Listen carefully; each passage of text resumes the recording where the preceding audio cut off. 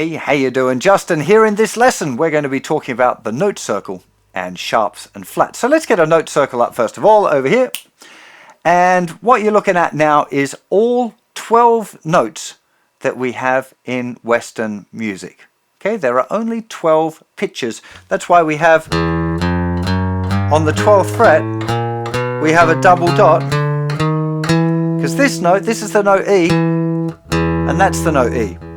This distance, or one lap of the note circle, is something that we call an octave. So we would say this note is one octave higher than the other one, or that one's one octave lower. That's the significance of the double dots on the 12th fret on most guitars. Some guitars have blocks or whatever, some don't have dots at all, but most will have a double dot on the 12th fret to help you navigate your fretboard.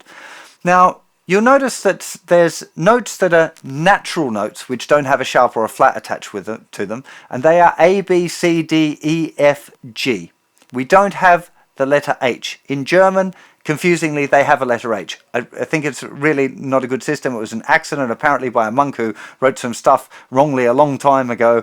It's not relevant. So we're just thinking A, B, C, D, E, F, G.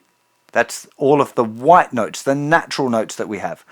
And in between natural notes, we have a sharp or a flat note. Now, each one of those notes can be described two different ways. If you want the fancy pants name for it, it's called an enharmonic equivalent.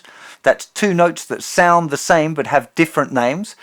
If you look in between the notes A and B, you'll see that note can be described as A sharp or B flat. Okay? Now, a sharp means raise a note by one semitone, which is the same as one step around the note circle. So each step, I call it the clock face sometimes because there's 12 hours in the day and 12 notes on our note circle. Each one step around the circle is called a semitone. Okay, really important, semitone. It's worth noting that the Americans tend to call a semitone a half step. Now I think this can be a little bit confusing because it's one step around the note circle, and if we talk about a whole step and a half step, especially when you're going from a sharp to another sharp, it's just like, don't think it's the best language to describe that. So we're going to call it always a semitone, is one step around the note circle. Worth noting that two steps around the note circle we call a tone. So a semitone is one step around the note circle and a tone is two steps around the note circle. So from the note A we go up one semitone, we have A sharp.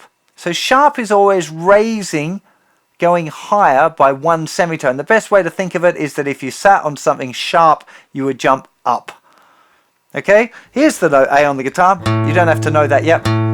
We're going to talk a little bit more about the notes on the fretboard a little later, but that's the note A at the 5th fret on the thickest string. If we go to A sharp, we go up one semitone higher, one fret higher. Each semitone step around the note circle equates to one fret on the guitar. Okay, so there's A sharp. If we go up one more step, we get to the note B.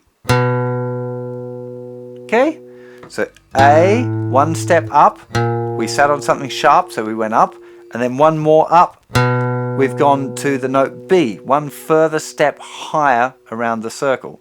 Now, if we want to go backwards from B, and we go down a semitone, down one fret, we'd say this note would be B flat. So A sharp and B flat are the same note. Okay, they sound the same, but they got different names. Enharmonic equivalents to impress your mates. Okay, A sharp or B flat.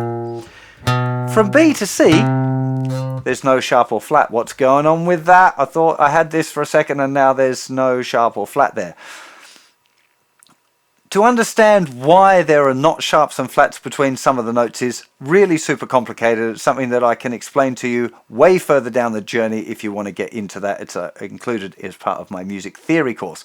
I don't recommend you even worry about it now, but if you have a look at a piano keyboard, you'll notice that there are two notes that don't have a black note between them, and those are notes B and C and E and F.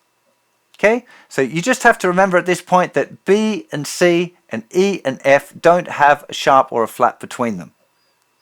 You might wonder, Is there such a thing as B sharp? Well, if you're on B and you sharpen the B, that sharp, remember, means move up one semitone higher, you would end up on the note C. So actually B sharp would be the same as C, sound the same as C, and C flat would sound the same as B. Same with E and F. You'd have E sharp would sound the same as F, and F flat would sound the same as E. So sharp and flat is just to do with steps around the circle. That's the easiest way to think about it. They do exist. You're not going to find them in anything that we're doing in this beginner's course, but later on in the grand scheme of things, it might be worth understanding that those, conceptually what's going on with your sharps and flats. Now, we're going to be putting this stuff into practice pretty quickly. It'd be really helpful for you to understand the names of the notes of the open strings and therefore even be able to work out what the notes are in the chords that you're playing. So this kind of understanding the note circle and sharps and flats is the most basic music theory that you can get, and I think it's worth having an understanding of it even at this early stage in the course.